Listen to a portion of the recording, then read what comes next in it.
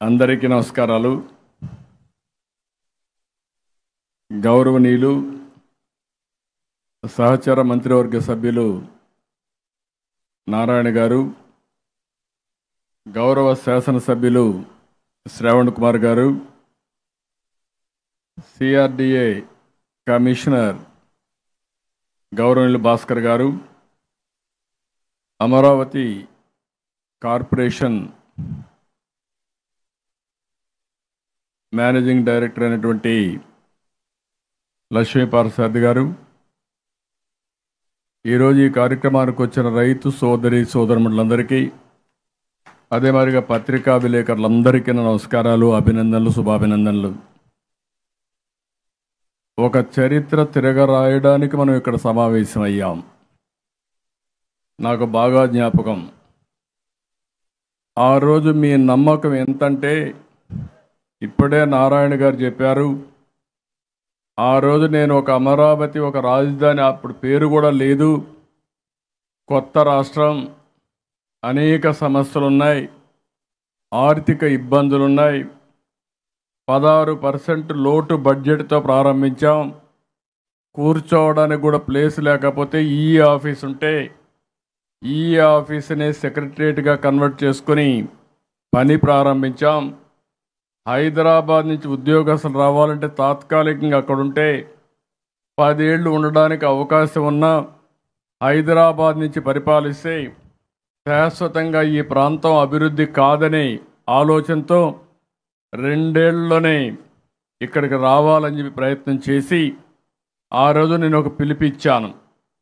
డబ్బులు లేవు, ప్రపంచంలోనే ఒక వినూత్నమైన ఆలోచన మీరు అందరూ గుర్తుపెట్టుకోవాల్సిన అవసరం ఉంది.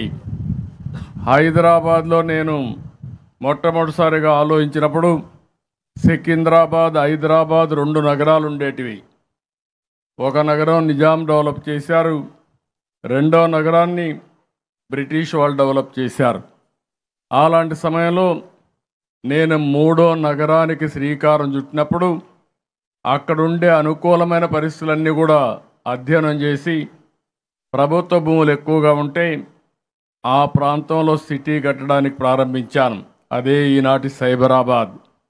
ఆ రోజు మీరు చూస్తే రాళ్ళు రెప్పలు, ఎక్కడ కూడా పోయే ప్లేస్ కూడా లేదు. ఎక్కడన్నా రోడ్లేక అక్కడికి పోవాలంటే జీపులు తప్ప ఏమీ పోయేటి కాదు.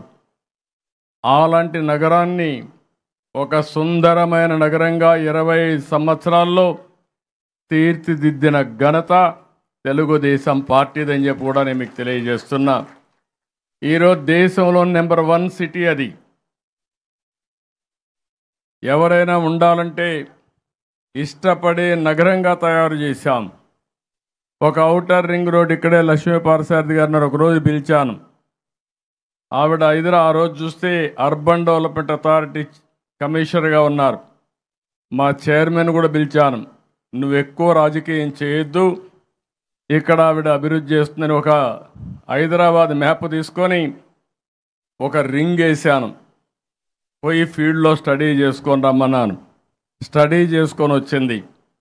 వస్తానే ఎన్ని కిలోమీటర్లు వస్తుందంటే రఫ్గా 160 వస్తుందంటే ఒకసారి మళ్ళీ చెక్ చేసుకోండి, పని ప్రారంభిస్తామని చెప్పి ఆ రోజు ఎవ్వరూ ఊహించిన రోజుల్లో 8 లేన్ రోడ్. 8 లేన్ అంటే కూడా అర్థమయ్యేది కాదు. 8 వరుసలంటే అందరికీ ఆశ్చర్యం, ఎక్కడా దేశంలో లేవు ఇలాంటివి. పక్కనే సర్వీస్ రోడ్ కూడా పెట్టాం, దీనికి పక్కనే మెట్రో కూడా కనెక్ట్ చేశాం. ఇవన్నీ కనెక్ట్ చేసి బెస్ట్ రోడ్డు రూపకల్పన చేసి ఈరోజు హైదరాబాద్ ఎయిర్పోర్ట్ అయితే చాలామంది అన్నారు, నేను 5,000 ఎకరాలు హైదరాబాద్ ఎయిర్పోర్ట్కి ఇస్తానంటే అందరూ కూడా నన్ను విమర్శించారు. 5,000 ఎకరాలు కావాలన్నా 100 ఎకరాలు సరిపోతుంది, 200 ఎకరాలు సరిపోతుందంటే కాదు, భవిష్యత్తు గురించి ఆలోచిస్తున్నా, మీరు ఈరోజు గురించి ఆలోచిస్తున్నారు, నేను రాబోయే 100 సంవత్సరాల గురించి ఆలోచిస్తున్నానని ఆ రోజు నిర్ణయం చేశా. ఈరోజు నిన్న వచ్చి చెప్తున్నారు, మీరు ఇచ్చిన 5,000 ఎకరాలు కూడా అయిపోయింది, ల్యాండ్ కూడా లేదు. ఈరోజు అక్కడ చూస్తే కొన్ని వేల మందికి ఉద్యోగాలు వచ్చాయి. హైదరాబాద్ అభివృద్ధి లో భాగంగా మీరు చూస్తే జిఎస్డిపి కాంట్రిబ్యూషన్ 15-16% ఒక్క హైదరాబాద్ ఎయిర్పోర్ట్ వల్ల వస్తూ ఉంది. ఇది చాలామందికి ఆర్థిక వ్యవస్థ అర్థం కాదు.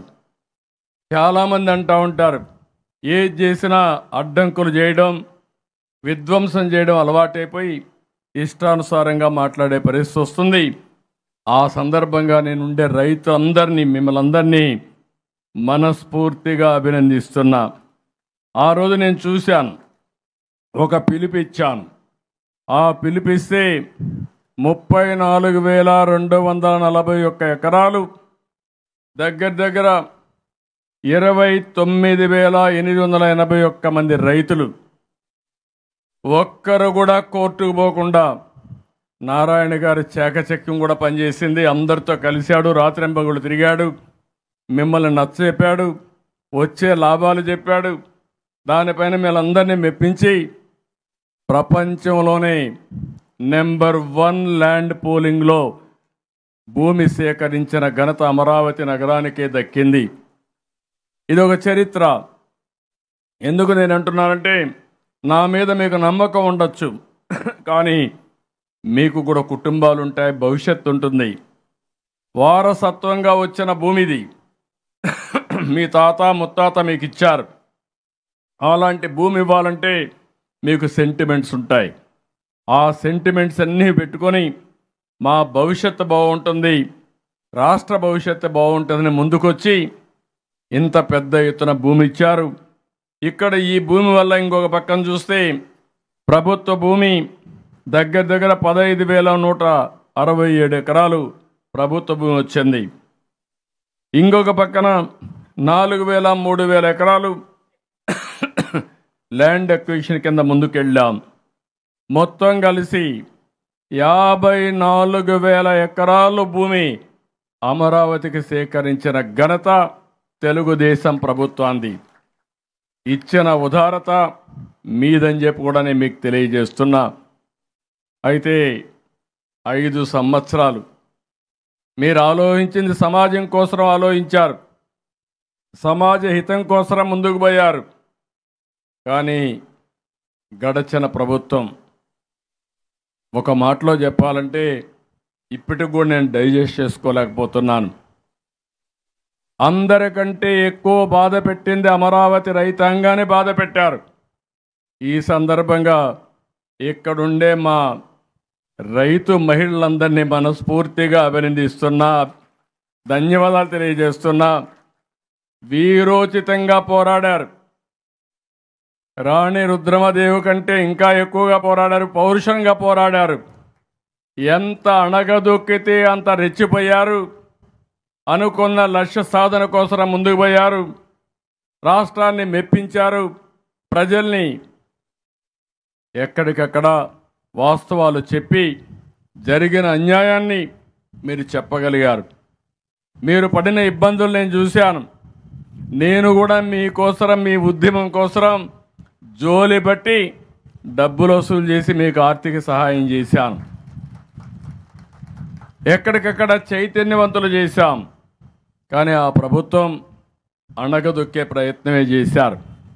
కడాన మీరు న్యాయస్థానం టు దేవస్థానం పోతే దారంతా కూడా భోంచేయడానికి కూడా అవకాశాలు ఇవ్వకుండా, గెస్ట్ అక్కడుండే చౌల్ట్రీస్ కానీ లేకపోతే మ్యారేజ్ హాల్స్ కానీ ఏవి ఇవ్వనీయకుండా చేస్తే రోడ్డు మీద కూర్చొని భోంచేసే పరిస్థితి వచ్చారు. అడుగు అడుగున అణగదొక్కారు. ఇక్కడ కూడా నేను చూశాను, మీరు పోరాడుతూ ఉంటే మీ ఇండ్ల మీద ఆడపడుచుల యొక్క బాత్రూముల పైన కూడా డ్రోన్స్ వేసి ఒక విధంగా చెప్పాలంటే పైశాచిక ఆనందాన్ని పొందారు. అవన్నీ నా కళ్ళ ముందర కనపడొస్తున్నాయి. కానీ దైవ నిర్ణయం, ఈ పవిత్రమైన పుణ్య భూమి యొక్క పవర్. నేను ఆ రోజు ఒకటే ఆలోచించాను, అమరావతికి మీరు ల్యాండ్ ఇచ్చిన తర్వాత, భూసేకరణ అయిన తర్వాత సాక్షాత్తు ప్రధానమంత్రి గారిని పిలిచి ఇక్కడ ఫౌండేషన్ వేశాం. నేను ఒక పని చేసింది మీరు చూస్తే, రాష్ట్రంలో ఉండే అన్ని దేవాలయాల్లో, అన్ని మసీదుల్లో, అన్ని చర్చల్లో ప్రపంచంలో ఉండే అన్ని పుణ్యక్షేత్రాల్లో పవిత్రమైన జలాన్ని తీసుకొని, పవిత్రమైన మట్టిని తీసుకొని ఆ దేవాలయాల్లో పూజలు చేసి ఆ బలమంతా తీసుకొచ్చి ఇక్కడ ఈ భూమిని పునీతం చేశాం. ఆ పవరే మనల్ని కాపాడింది. ఈరోజు ఎంతమంది రాక్షస మూక వచ్చినా, ఎన్ని విధ్వంసాలు చేసినా ఈ అమరావతిని బతికించిన ఘనత ఇక్కడుండే రైతాంగానిది. ఆ పవరు ఇక్కడుండే పవిత్రమైన భూమిదని చెప్పి కూడా నేను మీకు తెలియజేస్తున్నా. ఈరోజు మళ్ళా ప్రాణ ప్రతిష్ఠ చేశాం. మళ్ళీ ఈ బిల్డింగ్ అయితే ఎప్పుడో కంప్లీట్ అయిపోయి బ్రహ్మాండం కళకళలాడవలసిన బిల్డింగ్ని విధ్వంసం చేసి, ఇప్పుడు నేను అడిగాను డిజైన్ కూడా చూస్తే వాళ్ళు చేసిన పనికి మళ్ళా కొట్టి కట్టాలంటే కష్టం కాబట్టి బెస్ట్ ఆర్కిటెక్ట్లను పెట్టి దాన్ని కూడా పూర్తి చేయమని చెప్పి కోరాను. కొంత రాజీ పడుతున్నాం. రాజీ పడడానికి కారణం భవిష్యత్తుకు తొందరలోనే మనం పనులు చేయకపోతే కరెక్ట్గా ఉండదని ఈ పని కూడా చేశాం. ఇక్కడ మీరు చూస్తే 160 కోట్లతో G+7 2,42,000 స్క్వేర్ ఫీట్కి ఈరోజు ప్రారంభించాం. ఇప్పుడే CRDA కమిషనర్ భాస్కర్ గారు చెప్పారు, మేము వీలైనంత తొందరలో అంటే 4 నెలల్లోనే పని పూర్తి చేస్తామని చాలా స్పష్టంగా హామీ ఇచ్చారు. హామీ ఇవ్వడం కాదు, ఈ రోజు నుంచి 4వ నెల అవుతానే 161వ రోజున, అంతేనా, 121వ రోజున మళ్ళీ ఇక్కడికి వస్తా, ఇనాగరేషన్ చేస్తామని చెప్పి కూడా నేను మీకు తెలియజేస్తున్నా. ఎప్పుడు నేను ఎక్కడ రాష్ట్ర ప్రజానీకం అర్థం చేసుకున్నారు. నేను మొదటి రోజునే చెప్పాను, అన్ని ప్రాంతాలు అభివృద్ధి చేస్తాం. రాష్ట్రానికి నడిబొడ్డు అమరావతి, అమరావతికి ఇంకొక పక్కన 12 పార్లమెంట్ నియోజకవర్గాలు శ్రీకాకుళం వరకు, ఇంకో పక్క 12 నియోజకవర్గాల మంత్రాలయం వరకు, మధ్యలో ఉండే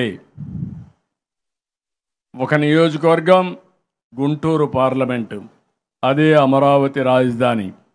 నేను రాష్ట్రం మొత్తం చెప్పాను, తిరిగి తిరిగి చెప్పాను, ఒక రాష్ట్రం ఒకే రాజధాని, అదే అమరావతి అని చెప్పి చాలా స్పష్టంగా పదే చెప్పాం.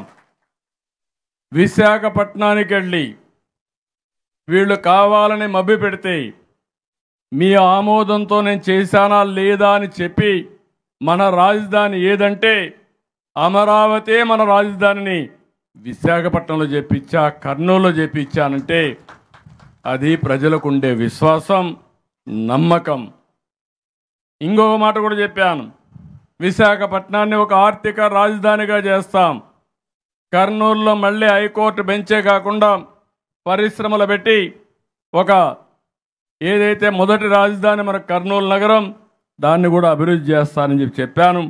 ఆ మాటకు కట్టుబడి అనేక పనులు చేస్తున్నామని చెప్పి కూడా నేను మీకు తెలియజేస్తున్నా. ఇక్కడికి వచ్చినప్పుడు నేనైతే మిమ్మల్ని అందరినీ ఒకటే కోరుతున్నా, కొండ రైతాంగాన్ని, మీరు రైతాంగంలో మొట్టమొదటి పౌరులు. ఇక్కడ అందరం వస్తాం ఇక్కడికి, ఇప్పుడు మేమందరం కూడా ఇక్కడ సెటిల్ అవుతారు, ఒక్కొక్కరే వస్తారు. అదే మరిగా హైదరాబాద్లో జరిగింది. కానీ మీలో కూడా ఒక సాంప్రదాయాన్ని గౌరవించాల్సిన అవసరం ఉంది. రాజధాని వచ్చింది కాబట్టి మీ దగ్గర నుంచి బయట వాళ్ళు వచ్చి నేర్చుకునే సమయంలో మీరు అనుచితంగా ప్రవర్తించకపోతే లేనిపోని సమస్యలు వస్తాయి. అందుకే రైతాంగాన్ని, కొండే ప్రజలందరినీ కోరుతున్నా, మీలో కూడా మార్పు తీసుకురావాల్సిన అవసరం ఉంది. మీరు పెరగాలి, మీ పిల్లల భవిష్యత్తు బంగారు భవిష్యత్తుగా ఉండాలి. ఎవరైనా వచ్చినప్పుడు వాళ్ళని కూడా ఒక అతిథిగా మీరు గౌరవం ఇవ్వాల్సిన అవసరం ఉంటుంది. ఈ విషయాన్ని కూడా గుర్తుపెట్టుకొని మీరు ముందుకు పోవాల్సిందిగా నేను మిమ్మల్ని కోరుతున్నా. ఈరోజు ఇక్కడ రైతాంగాన్ని కూడా ఆ రోజు నేను చూశాను. ఇప్పటికైతే లీజ్ పీరియడ్ కూడా అయిపోయింది. కానీ 5 ఏళ్ళు మిమ్మల్ని పెట్టిన అవస్థ, ఇక్కడ పనులు జరగలేదు కాబట్టి ఈరోజు కొంత సమయం తీసుకుంటున్నాం. అందుకే ఆ రోజు చెప్పింది, ఏవైతే జరాబు భూములు ఉన్నాయో, కదా జరేబీ భూములు ఉన్నాయంటే వెట్లాండ్ ఉన్నాయో దానికి 50,000తో ప్రారంభించాం. ప్రతి సంవత్సరం దానికి 10% పెంచుకుంటూ వస్తామని చెప్పి హామీ ఇచ్చాం.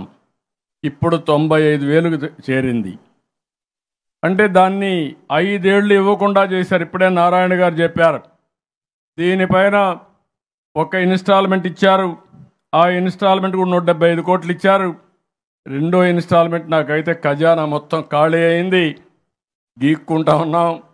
ఎక్కడ ఇది చేసినా మొత్తం అప్పులు తప్ప ఏం మిగలలేదు. ఒక పక్క వడ్డీ వాళ్ళకు వడ్డీ కట్టాలి, అసలు కట్టాలి, మళ్ళీ ఆదాయాన్ని పెంచాలి, మళ్ళీ సంక్షేమం ఇవ్వాలి, అమరావతి అభివృద్ధి చేయాలి, రైతులకు కూడా సహాయం చేయాలి. అందుకే 175 కోట్లు ఇచ్చాం. ఇప్పుడు మళ్ళా తొందరలోనే ఇంకొక 225 కోట్లు తొందరలోనే ఇవ్వడానికి వెసులుబాటు తీసుకొస్తున్నారు. అవి కూడా ఇస్తారని చెప్పి నేను మీకు తెలియజేస్తున్నా. అదే మరి జరేబీ భూమికి 30,000 రూపాయలు ఆ రోజు అనుకున్నాం. అది కూడా 57,000 అయింది ఇప్పటికీ. అది కూడా ఆ డబ్బులు కూడా మీకు ఇచ్చే బాధ్యత తీసుకుంటాం. ఎవరైతే ఇక్కడ వ్యవసాయ కూలీలు ఉన్నారో వాళ్ళకు కూడా 5,000 రూపాయలు చొప్పున నెలకు పెన్షన్ ఇస్తున్నాం. అంటే దగ్గర సంవత్సరానికి ఒక 60,000 రూపాయలు వాళ్ళకు కూడా ఆర్థిక సహాయం చేసే పరిస్థితిలో మనం ఉన్నాం. ఈ విషయం కూడా మీరు గుర్తుపెట్టుకోవాల్సిన అవసరం ఉంది. ఈరోజు మీరు ఒక్కసారి చూసినప్పుడు నేను ఒక విజన్తో ఈ సిటీని ప్రారంభించాను. చాలామంది చాలా విమర్శలు చేస్తూ ఉంటారు. అల్టిమేట్గా మన సంకల్పం చాలా గొప్పది. ఆ సంకల్పం ఉంటే ఈరోజు కానీ రేపు కానీ ఎల్లుండి కానీ దాన్ని సాధించే శక్తి మనకు ఉంటుంది. అదే నా నమ్మకం, అదే నా విశ్వాసం. నేను హైదరాబాద్ను అభివృద్ధి చేస్తే చాలామంది విమర్శించారు. నేను ఒక్క రూపాయి కూడా హైదరాబాద్ పైన ఖర్చు పెట్టలేదు. అక్కడ భూమి ఉంది, నీళ్లు తీసుకుపోయా, కరెంట్ ఇచ్చా, ప్రపంచానికి చెప్పా ఇది రాబోయే రోజుల్లో ఒక సుందరమైన నగరంగా తయారవుతుంది, వచ్చి పెట్టుబడులు పెట్టమన్నా. ఐటీకి ప్రాధాన్యత ఇచ్చా, అందరూ వచ్చారు. అందరూ నన్ను అనేది మీరంతా డబ్బులు హైదరాబాద్లో ఖర్చు పెడుతున్నారని పెట్టలేదు. సంపద సృష్టించాను. ఈరోజు మీరు చూస్తే నేను వేసిన ఔటర్ రింగ్ రోడ్ని ఈరోజు మార్కెట్లో దాన్ని దాన్ని మార్కెటైజేషన్ చేసి కొన్ని వేల కోట్ల రూపాయల ప్రభుత్వం సంపాదించుకునే పరిస్థితికి వచ్చారు. ఒక్క రూపాయి ఖర్చు పెట్టకుండా ఇంటర్నేషనల్ ఎయిర్పోర్ట్ కట్టాం. దానివల్ల ప్రభుత్వానికి ఆదాయం వస్తూ ఉంది. సంపద సృష్టించడం అనేది తెలిసిన వాళ్ళు గుర్తుపెట్టుకోవాల్సిన అవసరం ఉంది. డబ్బులతో సంపద సృష్టించలేరు. ఒక ఆలోచన సంపద సృష్టించడానికి దోహదం చేస్తుందనే విషయం వీళ్ళు గుర్తుపెట్టుకోవాల్సిన అవసరం ఉంది. మాట్లాడితే 1,00,000 కోట్లు అవుతుందని మాట్లాడారు. మా దగ్గర డబ్బులు లేవని మాట్లాడారు. ఎక్కడ డబ్బులు ఉన్నాయి? రాష్ట్రంలో ఉండే డబ్బులంతా అమరావతికి పెట్టాలని అడిగారు. అమరావతికి పెట్టక్కర్లేదు. నేను ఆ రోజు కూడా చెప్పాను, 1,00,000 కోట్ల రూపాయలు పెట్టుబడి పెడితే మినిమం 20,000, 25,000 కోట్ల రూపాయలు, దగ్గర 30,000 కోట్ల రూపాయలు రాష్ట్రానికి ఆదాయం వస్తుంది. అక్కడి నుంచి ఇక్కడ ఉద్యోగస్తులు వస్తే వాళ్ళు కొనే వస్తువులపైన జిఎస్టీ వస్తుంది. ఎప్పుడు అభివృద్ధి అవుతుందో, ఎప్పుడు సంపద సృష్టిస్తామో దానిపైన ప్రభుత్వానికి ఆదాయం వస్తుంది. నేను మొట్టమొదటి నుంచి కూడా చెప్పింది, అమరావతి ప్రభుత్వ పెట్టుబడుల కంటే ఇది సెల్ఫ్ కాదు, బోర్డు ఏదో ఉంది, సెల్ఫ్ ఫైనాన్సింగ్ మోడల్ ఉండే సిటీ అని చెప్పాను. అంటే మనం డబ్బులు ఖర్చు పెట్టడం కాదు, మొత్తం 54,000 ఎకరాలు ఉంది. రైతులకు భూమి తిరిగి ఇస్తున్నాం. ఇచ్చిన తర్వాత దగ్గర ఒక 10,000 ఎకరాలు, 12,000 ఎకరాలు మిగులుతుంది. ప్రభుత్వ ఆఫీసులు కడుతున్నాం, పార్కులు కడతాం, రోడ్లు వేస్తాం. దాని తర్వాత కూడా కొంత భూమి మిగులుతుంది. మొన్న మీరు చూస్తే నేను ఆ రోజు ప్రారంభించినప్పుడే ఎకరా 10 కోట్లు పలికింది. తర్వాత వీళ్ళు వచ్చిన తర్వాత కొనేవాడు లేడు, ఈగలు కూడా రాలేదు ఇక్కడికి. ఇప్పుడు మనం వచ్చాం, ప్రారంభించాం, రేట్లు పెరిగాయా లేదా అని మిమ్మల్ని అడుగుతున్నా. ఇక్కడే కాదు, రాష్ట్రం అంతా పెరిగాయి. ఎప్పుడు కూడా అభివృద్ధి చేస్తే ప్రజలకు న్యాయం జరుగుతుంది, భూముల విలువ పెరుగుతుంది, ఆదాయం పెరుగుతుంది. ఆ ఆదాయం వల్ల జీవన ప్రమాణాలు పెరుగుతాయని చెప్పి కూడా నేను మీకు తెలియజేస్తున్నా. నేను అందుకే ఆ రోజు కూడా చెప్పింది, ఒక్క రూపాయి ఖర్చు పెట్టకుండా ఈ నగరాన్ని అభివృద్ధి చేస్తానని చెప్పాను. అంటే ప్రభుత్వ డబ్బులు ఒక్క రూపాయి అవసరం లేదు. సెల్ఫ్ ఫైనాన్సింగ్ ప్రాజెక్ట్ ఇది. ఉపాధికి ఇది ఒక కేంద్రం. పేద ప్రజలకు భవిష్యత్తులో సంక్షేమ కార్యక్రమాలు చేయడానికి ఆదాయాన్ని సృష్టించే ఒక గనిది. అలాంటి ప్రాజెక్టును పట్టుకొని ఒక అతను శ్మశానం అంటాడు, ఇంకొక ఆయన ఎడారి అంటాడు, ఇంకొక ఆయన సిటీయే మునిగిపోయిందంటాడు. నిన్న కూడా మునిగిపోయిందంట. నిన్న చెన్నైలో చూశారు, సగం సిటీలోకి నీళ్లు వచ్చాయి. మొన్న హైదరాబాద్లో వచ్చాయి. నిన్న బెంగళూరులో ఈయన కట్టుకున్న కొంప దగ్గరనే నీళ్లు మునిగిపోయే పరిస్థితి వచ్చింది. అమరావతి ముంచాలనుకొని కడాన ఈయన కట్టుకున్న కొంప దగ్గర నీళ్లు వచ్చే పరిస్థితి వచ్చింది, మునిగిపోయే పరిస్థితి వచ్చింది. ఇది గుర్తుపెట్టుకోవాలి. ఏదే వాళ్ళు చెడిపోవాలనుకుంటే భగవంతుడు కూడా క్షమించడు. అది మంచిది కాదు. అదే నిన్న జరిగే పరిస్థితి వచ్చింది. అందుకే నేను ఒకటి అంటున్నాను, మీరందరూ గుర్తుపెట్టుకోవాలి. ఈ నగర, ఈ యొక్క భూమి యొక్క పవిత్ర, దీనివల్ల నేను ఎన్నోసార్లు చెప్పాను.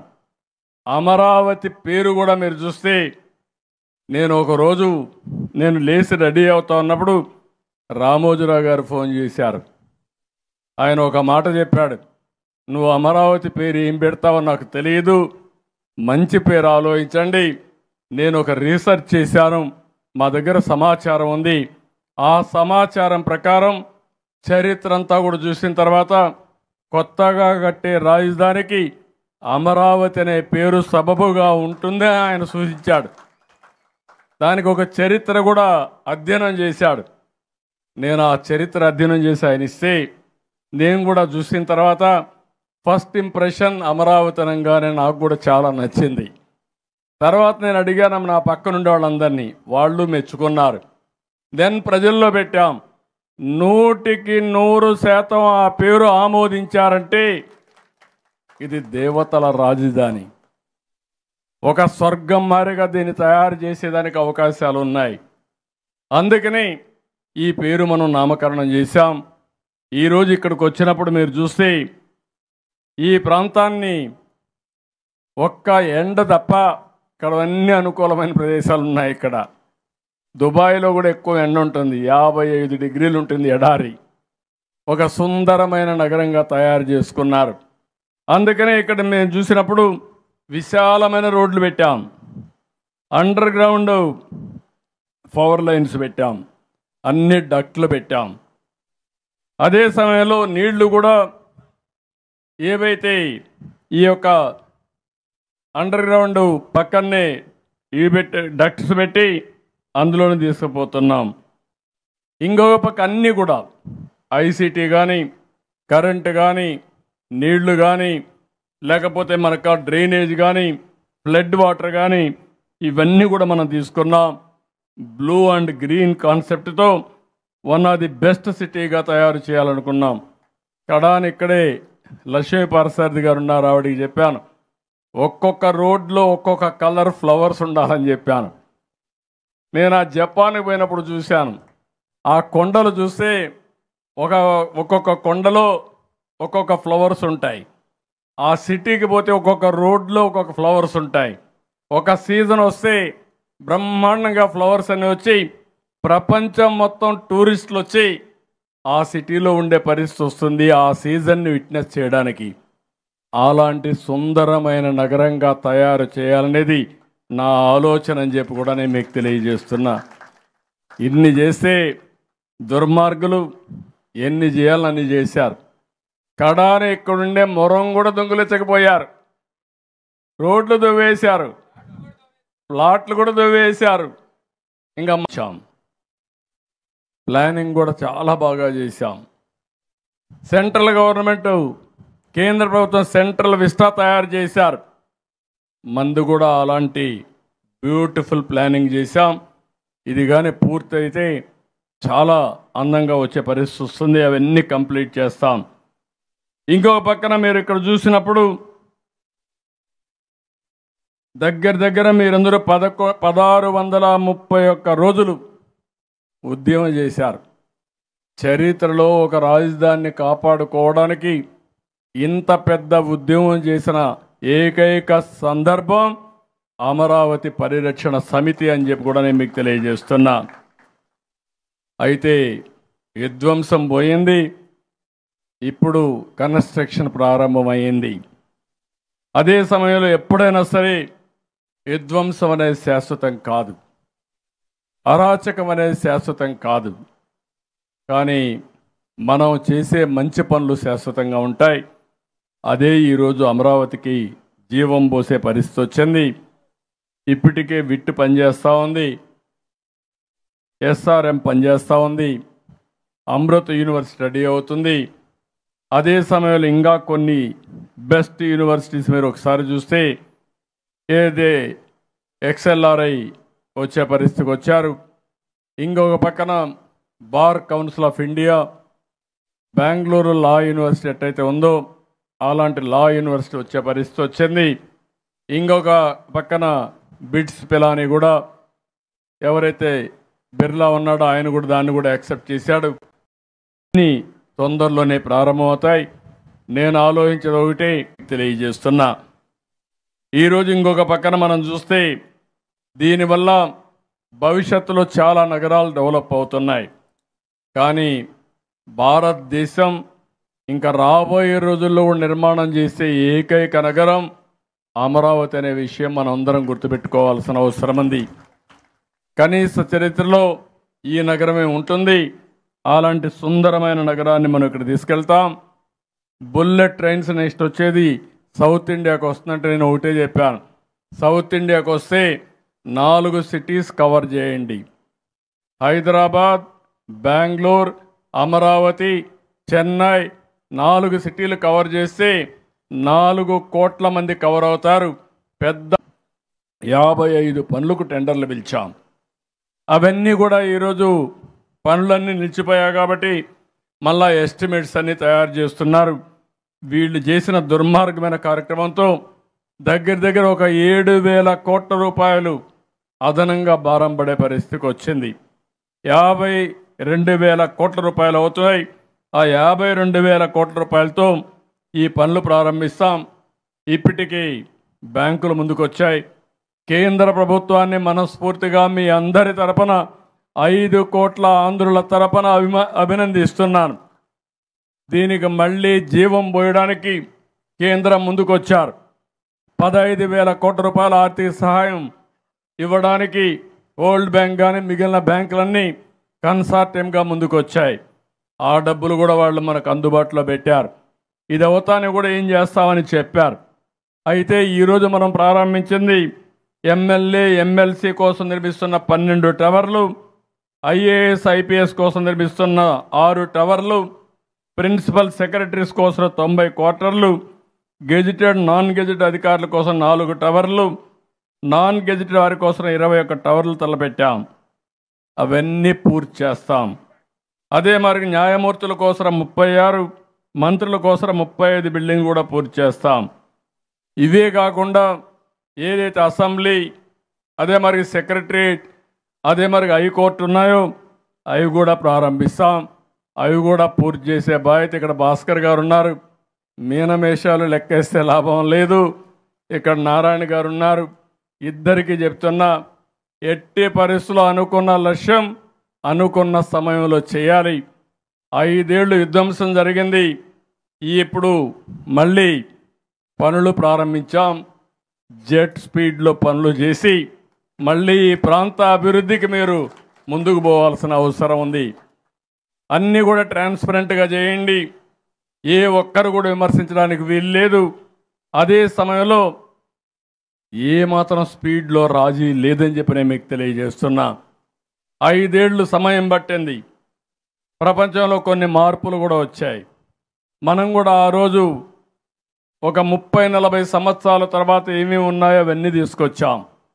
ఒక నగరం అంటే ఏ విధంగా ఉండాలో, గ్రీన్ ఎనర్జీకి ప్రాధాన్యత ఇవ్వాలి, గ్రీన్ హబ్గా తయారు కావాలి, ఇక్కడ ఏమాత్రం పొల్యూషన్ లేకుండా చూడాలి, అదే మరి ఎలక్ట్రికల్ వెహికల్స్కి ప్రాధాన్యత ఇవ్వాలి, ఈవీ స్టేషన్స్ ఎక్కువగా పెట్టాలి, బ్యాటరీకి ఈవీ స్టేషన్స్ పెట్టాలి. ఇలాంటి చాలా స్పష్టంగా ఎక్కడ నడవాలంటే వాకింగ్ పాత్లు ఉండాలి, అదే మరి సైకిల్ దొక్కాలంటే అన్ని ఎలక్ట్రికల్ సైకిల్స్ పెట్టి అవసరమైతే ఎక్సర్సైజ్ కోసం సైకిల్ దొక్కుతారు. అదే సమయంలో ఆఫీస్కి పోవాలంటే 20-30 కిలోమీటర్లైనా సైకిల్ అనే ఎలక్ట్రికల్ సైకిల్లో పోయి వచ్చే పరిస్థితి వస్తుంది.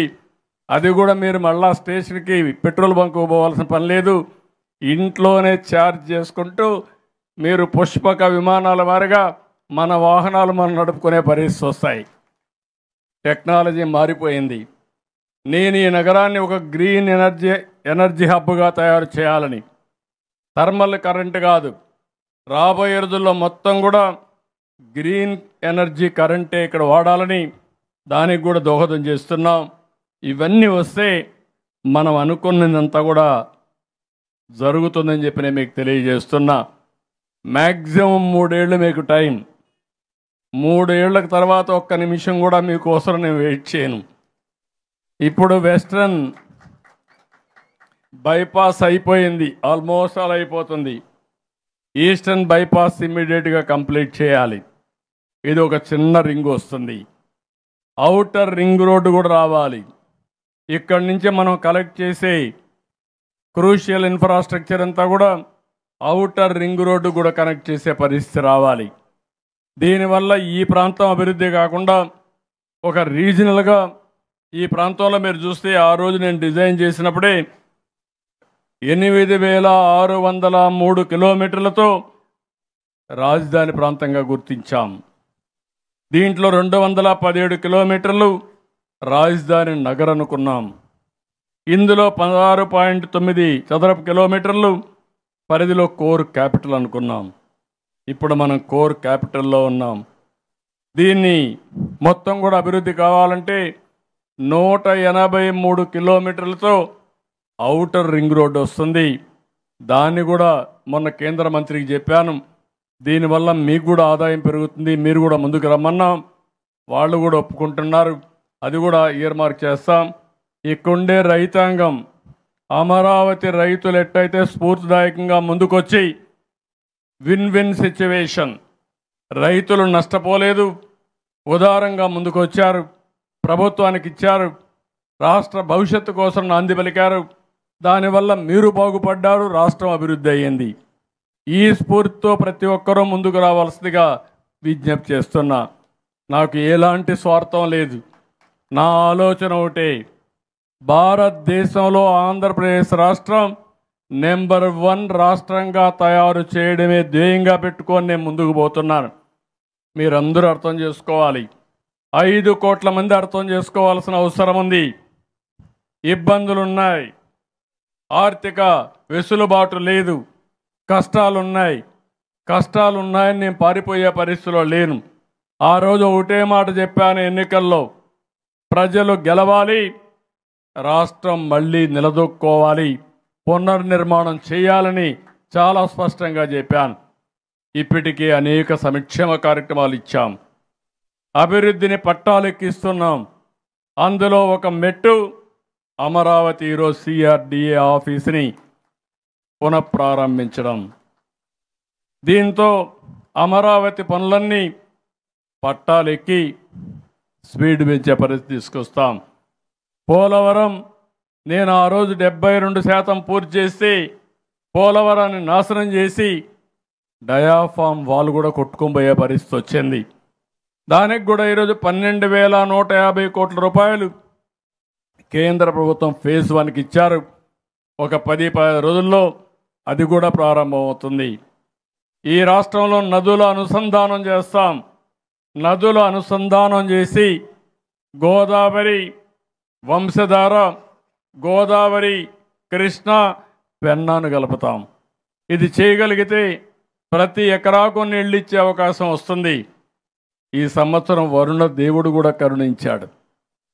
నా కష్టాలు చూసిన తర్వాత నేను నీకు అండగా ఉంటానని మేఘాలు కూడా కరుణించి ఈరోజు వర్షాలు కూడా బ్రహ్మాండంగా పడ్డాయి. నిన్న మొన్న కొంచెం ఇబ్బంది పడ్డాం, విజయవాడలో చాలా ఇబ్బంది పడ్డాం, కానీ రాష్ట్రంలో అన్ని రిజర్వాయర్లు కళకళలాడే పరిస్థితి వచ్చింది. ఇది శుభ సూచకం. అందుకే నేను రాష్ట్రంలో ఉండే ప్రజలందరికీ విజ్ఞప్తి చేస్తున్నా, ఎప్పటికప్పుడు ఏం చేయాలన్నా మీ అందరికి కూడా మేము చెప్తాం. దయచేసి మీరు కూడా ఆలోచించాల్సింది, రాష్ట్ర భవిష్యత్తు కోసం నేను ఒక విజన్ కూడా తయారు చేస్తున్నాను.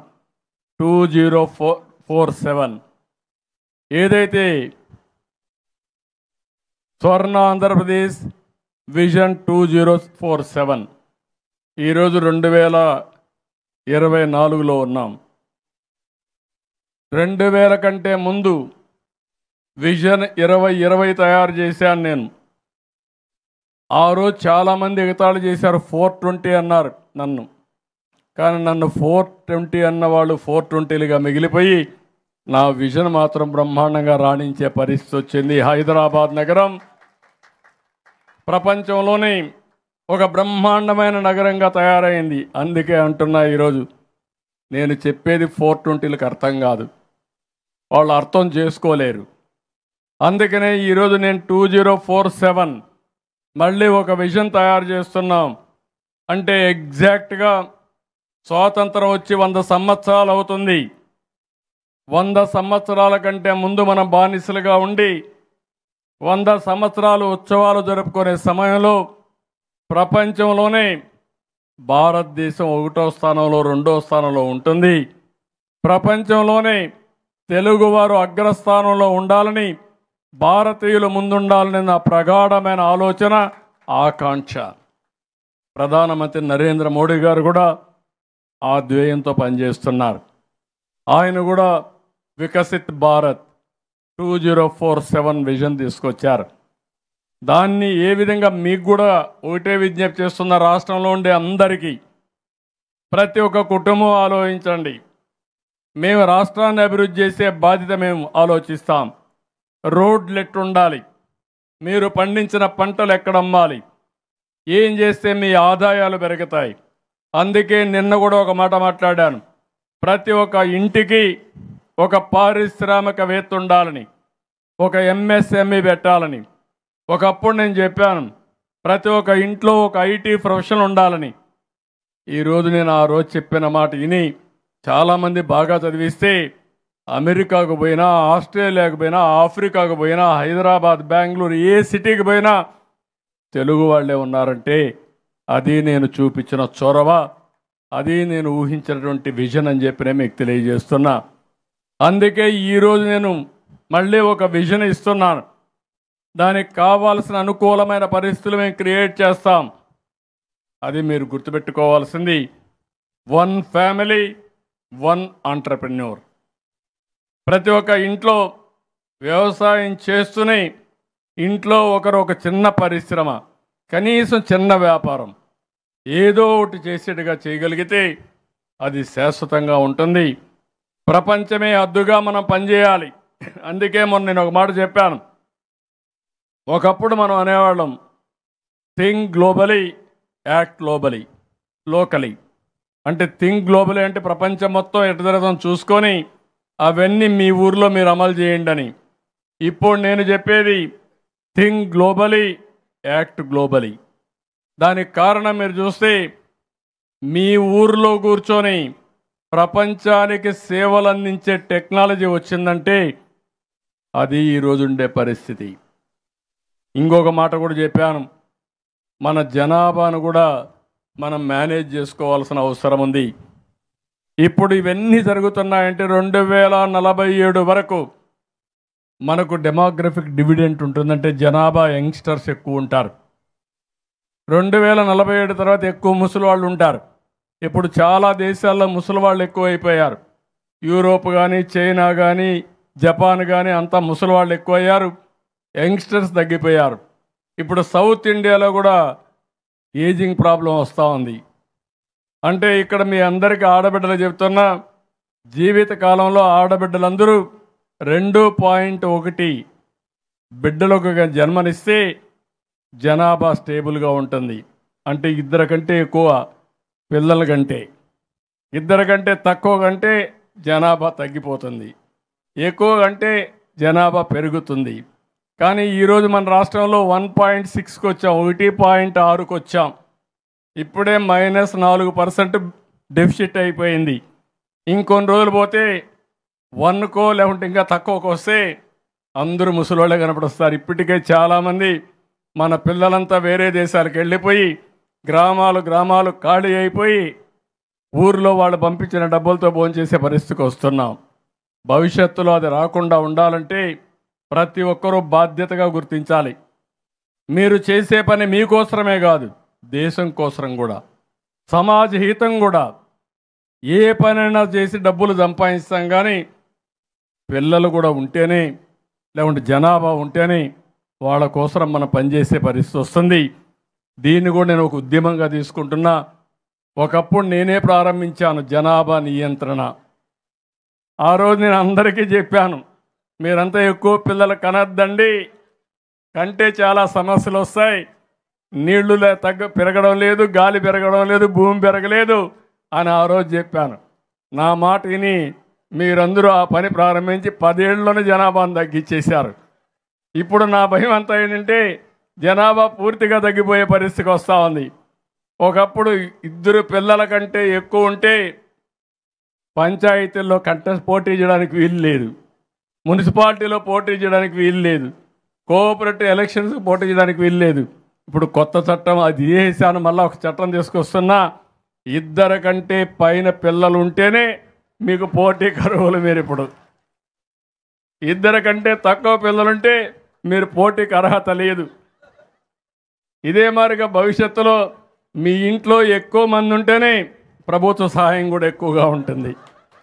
ఇంత మునుపంతా కూడా ఏం చేశారంటే ఎక్కువ మంది ఉంటే తక్కువ సహాయం చేయాలని ఇవన్నీ కూడా లేనిపోని రిస్ట్రిక్షన్లు పెట్టేవారు. ఇప్పుడు అది కూడా మార్చేస్తున్నా. అంటే మీరు గుర్తుపెట్టుకోవాలి, నేను ఆలోచించేది భవిష్యత్తు కోసం. ఆ భవిష్యత్తు కోసం ఆలోచించేటప్పుడు కొన్ని నిర్ణయాలు మనం ఇప్పుడే చేయాల్సిన అవసరం ఉంది. ఏదేమైనా మళ్ళా ఒకసారి మిమ్మల్ని చూస్తే, మీ ముఖాల్లో ఆనందం చూస్తే చాలా సంతోషంగా ఉంది. రాష్ట్రం మొత్తం ఇదే పరిస్థితి, రిలాక్స్ అయ్యారు, రిలీఫ్ వచ్చింది. అంత మునుపు ఎప్పుడు ఏ రాక్షసుడు ఎప్పుడు వస్తాడో తెలియని పరిస్థితి. రాత్రుల్లో నిద్ర వస్తే కూడా, పడుకుంటే కూడా అన్ని పీడకలలే వచ్చేటివి. ఎవరో ఎప్పుడో వచ్చి గొడవ చేస్తున్నారని. ఇప్పుడు స్వేచ్ఛగా నిద్రపోయే పరిస్థితికి వచ్చారు, ఆనందంగా బ్రతికే పరిస్థితికి వచ్చాం. అదే మేము చేసిన పని మీరు చేస్తే, మీరందరూ గెలిపించిన తర్వాత ఈరోజు ప్రజాస్వామ్యాన్ని కాపాడి కేంద్రంలో కూడా మీరు ఇచ్చిన గెలుపు వల్ల కాస్త కోస్త మన పరపతి పెరిగింది. రాష్ట్రానికి డబ్బులు ఇవ్వడానికి వాళ్ళు కూడా ముందుకు వచ్చే పరిస్థితి వచ్చారు, సహకరించే పరిస్థితికి వచ్చారు. మేము ముగ్గురం కూడా కలిసి పోటీ చేశాం. మేము తెలుగుదేశం కానీ, జనసేన మిత్రుడు పవన్ కళ్యాణ్ కానీ, అదే సమయంలో బీజేపీ ముగ్గురం కలిసి పోటీ చేశాం. కానీ ఆ రోజు మేము కలిసి పోటీ చేసినప్పుడు ఆలోచించింది ఎంతమంది ఉన్నామనేది కాదు, ఎలాంటి చిన్న రిస్క్ కూడా చేయకుండా ఈ రాష్ట్రాన్ని రక్షించుకోవాల్సిన బాధ్యత మన మీద ఉంది. ఒకే ధ్యేయం, రాష్ట్ర భవిష్యత్తు కాపాడుకోవడానికి చేసే నిర్ణయం. ఆ నిర్ణయమే ఈరోజు మనకు 93% గెలుపుకు సాధ్యమైంది. విన్నింగ్ రేట్ 93% వచ్చింది. నేను రాజకీయాల్లో చాలా రోజులు ఉన్నాను. ఇంతవరకు ఒక రాజకీయ పార్టీకి 93% స్ట్రైక్ రేట్ వచ్చింది మొట్టమొదటిసారిగా 2024 ఎన్నికలని చెప్పి కూడా నేను మీకు తెలియజేస్తున్నా. దీన్ని కాపాడుకోవాలి. మళ్ళీ మీలో కూడా ఒకటే చెప్తున్నాను, ఓసారి భూతం పోయింది, రాష్ట్రంలో దెయ్యం లేకుండా పోయింది, మేము ఫ్రీగా ఉంటామంటే కుదరదు. రాష్ట్రాన్ని పునర్నిర్మాణం చేయాలి, ఇంకొక పక్క భూతాన్ని శాశ్వతంగా భూస్థాపితం చేయాలి. ఇది అనునిత్యం మీకు ఆలోచన ఉండాలి. నేను చేసే పని నేను చేస్తానే ఉంటాను. అదే సమయంలో నేను మా ఎమ్మెల్యేలు కూడా నేను చెప్పా, నాకు చెడ్డ పేరు తీసుకొచ్చే పరిస్థితి ఏ ఎమ్మెల్యే చేసినా నేను మీకోసం ఉండను. నేను ఈ రాష్ట్ర భవిష్యత్తుకు ఒక ట్రస్టీగా ఉంటా. నా బాధ్యత నేను చేస్తా. ఎవరైనా తప్పు చేస్తే కూడా ఒకసారి చెప్తా, రెండోసారి మాత్రం మిమ్మల్ని కూడా వదిలేసుకుంటానని చెప్పి చాలా స్పష్టంగా చెప్పానంటే ఒక కఠోరమైనటువంటి క్రమశిక్షణతో ముందుకు పోతున్నాను. ఈ విషయం మీరు కూడా గుర్తుపెట్టుకోవాల్సిన అవసరం ఉంది. అందరం కలిసి ఈరోజు అమరావతిలో మాట్లాడుతున్నాను కాబట్టి నేను చెప్పే ప్రతి ఒక్క మాట రాష్ట్ర ప్రజలు కూడా ఆలోచించుకోవాలి. అందరూ కూడా సహకరించాలి.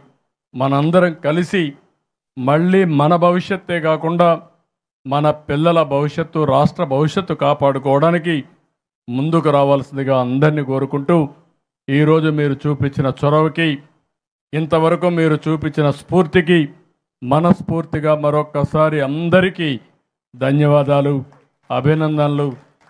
థ్యాంక్